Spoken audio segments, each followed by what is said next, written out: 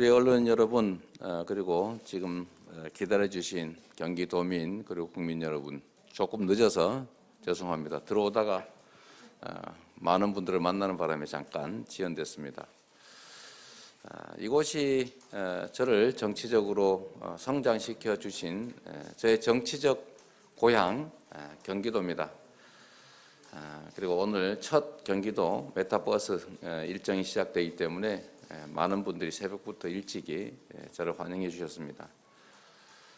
그리고 그저께 저희가 부동산 정책 발표를 하면서 공급 정책 말씀을 드리기로 했는데, 이거는 서울과 그다음에 경기, 인천 이 수도권이 이렇게 연결되어 있기 때문에 서울 따로 경기도 따로 하기가 어려워서 메타 일정에 맞춰서 메타버스 일정에 맞춰서 오늘 수도권과 전국 공급 정책 한꺼번에 말씀드리게 됐다는 말씀을 드립니다. 이게 모두에게 연결된 것이어서요.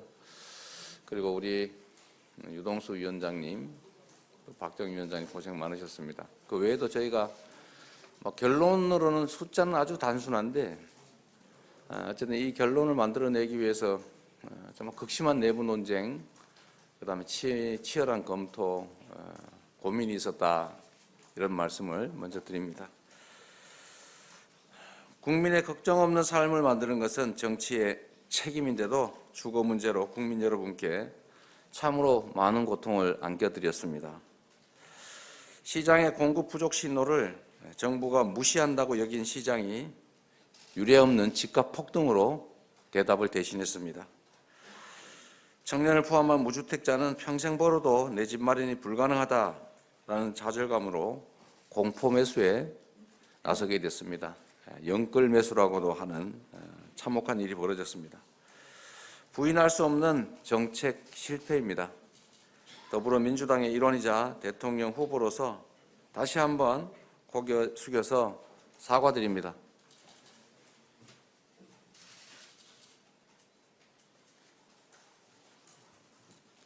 변명하지 않고 무한 책임을 지겠습니다.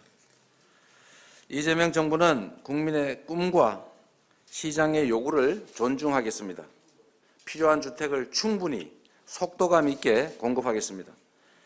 무주택자에게는 내 집 마련의 꿈을 확실하게 실현해드리고, 유주택자도 쉽게 더 나은 주택으로 옮겨가실 수 있도록 주거 사다리를 확실하게 만들겠습니다.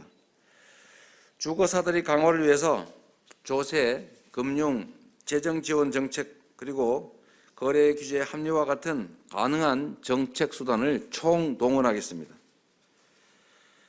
집값 폭등 요인을 면밀히 검토해서 부동산 정책을 완전하게 재정비하고 부동산 시장, 특히 주택 시장을 반드시 안정시키겠습니다. 공약 이행률 평균 95%에 이르는 이재명이 한다면 한다라는 추진력으로 국민 여러분께서 더 이상 주거 문제로 고통받지 않도록 하겠습니다. 그 방안들을 말씀드리겠습니다. 첫째, 전국에 총 311만 호의 주택을 신속히 공급하겠습니다. 그동안 정부는 206만 호가량의 공급 계획을 발표한 바가 있습니다. 이재명 정부는 여기에 서울 48만 호, 경기 인천 28만 호, 타 지역 29만 호 등 총 105만 호를 더해서 311만 호를 공급하도록 하겠습니다. 시장에서 아마 이렇게 하면 집값 너무 많이 떨어진다 이런 얘기가 나올 수도 있겠지만, 저렴한 가격으로 무주택자의 꿈을 이루어드리는 것이 더 중요하다고 판단이 됩니다. 서울 부분부터 먼저 말씀드리겠습니다. 서울에는 기존 공급 계획 59만 호가 있는데 여기에 48만 호를 더해서 총 107만 호를 공급하겠습니다. 아시겠지만 서울이 약 390만 호 정도가 됩니다. 그중에 거의 4분의 1이 훨씬 넘는 3분의 1에 가까운 107만 호를 추가 공급하게 된다, 이 말씀을 드리고, 물론 기존의 주택들, 멸실주택들이 있기 때문에 순증분이 107만 호는 아닙니다. 자, 이 중에 공공택지로 공급되는 주택은 기존 계획 12만 호에 새로 28만 호를 합쳐서 40만 호를 신규 주택 택지로 공급하게 된다는 말씀입니다.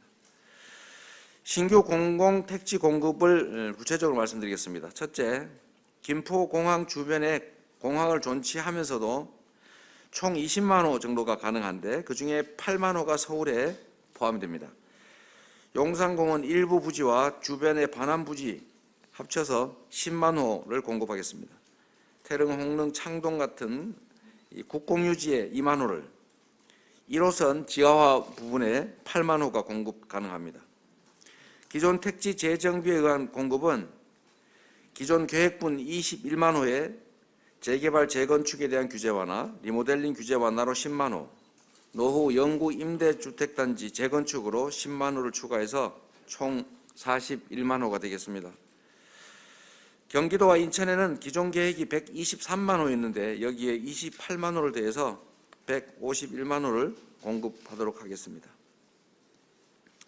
경기도는 이 중에 공공택지 공급분이 기존 계획 91만 호에 신규 택지가 20만 호가 되겠습니다. 그래서 111만 호가 공공택지로 공급됩니다.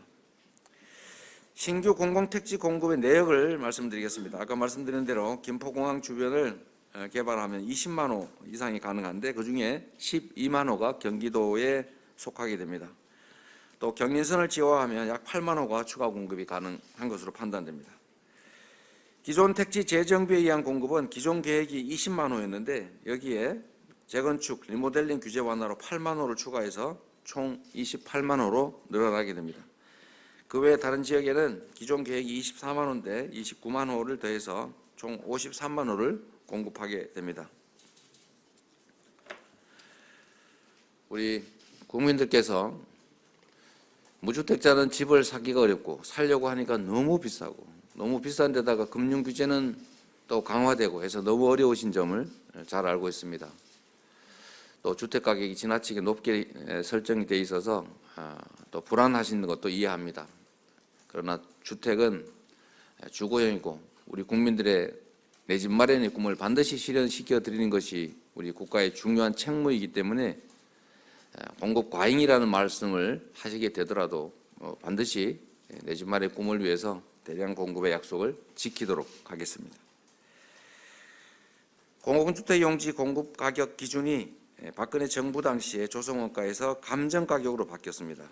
그래서 택지 가격이 주변 집값에 연동이 돼서 주변 집값이 오른 만큼 비싸게 분양하도록 설계되어 있었습니다.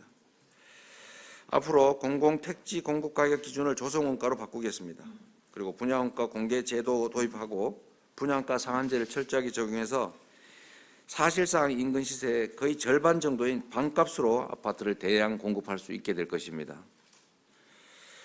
저렴한 분양주택의 지속적 대량 공급으로 무주택자의 내 집 마련 꿈을 실현해드리고 주택시장 안정화를 반드시 실행하도록 하겠습니다.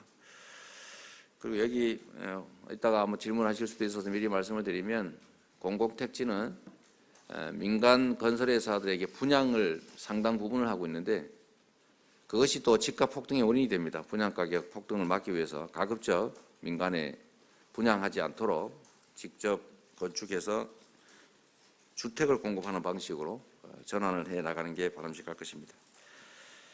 세 번째, 개인 선호와 부담 능력에 맞게 다양한 맞춤형 주택을 공급하겠습니다. 지금까지는 부부가 자녀를 둘 데리고 사는 걸 전제로 이 소위 말하는 전통 가족 중심으로 주택 공급이 설계되어 있어서 요즘 폭증하는 1인 가구 또는 변형된 가구들의 주택 수요를 맞춰주지 못했습니다. 그래서 앞으로는 공급 방식을 매우 다양하게 하겠다 말씀입니다. 무주택자와 실수요자의 선호, 부담 능력에 부합하도록 다양한 맞춤형 주택을 공급하겠습니다. 그리고 여력이 생기면 주거를 상향할 수 있도록, 즉 쉽게 옮겨갈 수 있도록 해야 합니다.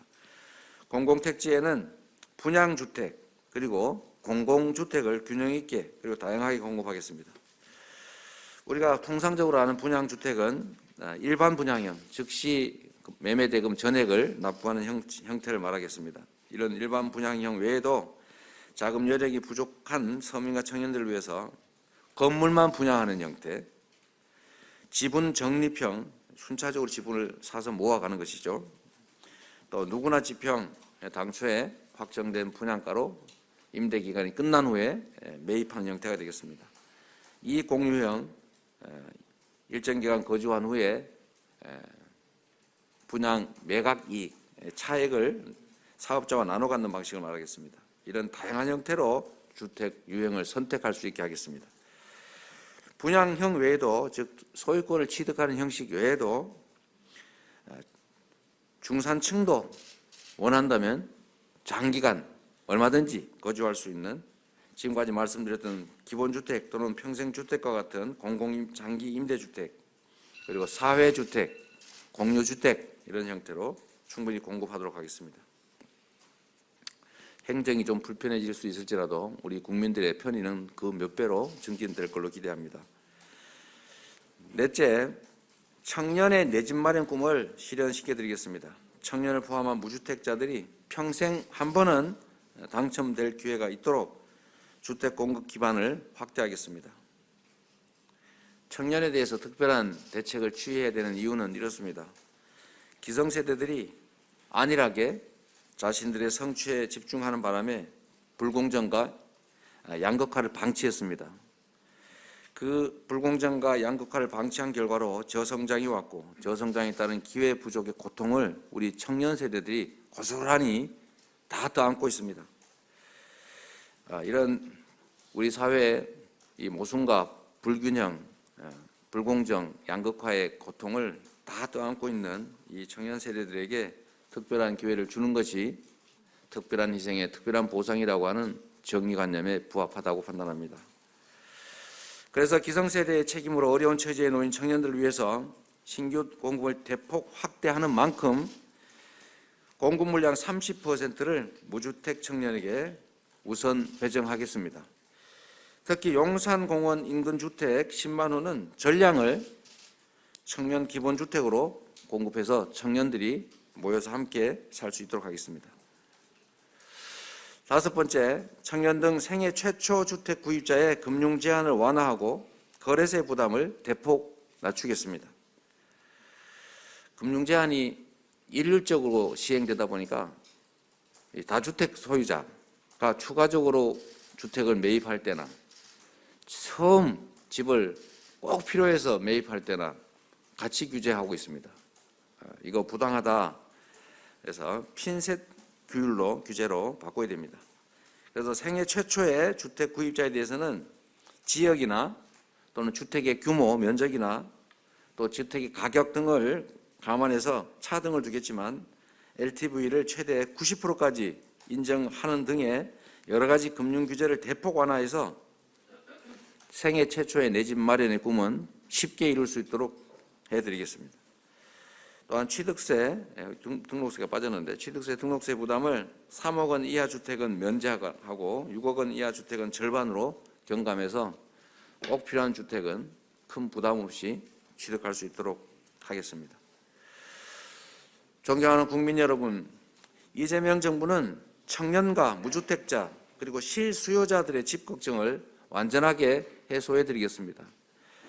주거 문제에 대한 국민의 말씀 그리고 시장을 존중하겠습니다. 그리고 실용적이고 현실적인 해법으로 국민이 부동산 정책 효과를 바로 체감하실 수 있도록 하겠습니다. 모든 국민들이 내 집 마련의 꿈을 이루고 또 주거 안정과 주거 기본권을 누리는 행복한 대한민국을 만들겠습니다. 주택 311만 호 앞으로 내 집 마련 꿈 제대로 이재명이 하겠습니다. 고맙습니다.